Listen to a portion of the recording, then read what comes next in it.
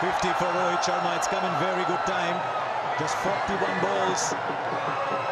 The first time he's batted through the power play and beyond. And look at the impact straight away.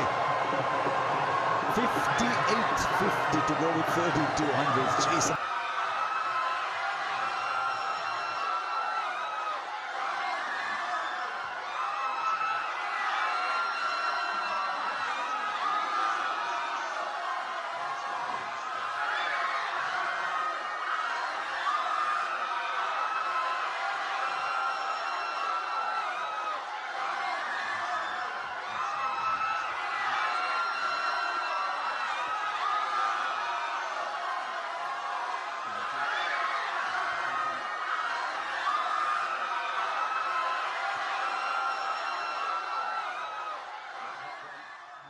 Goes over the head of cover.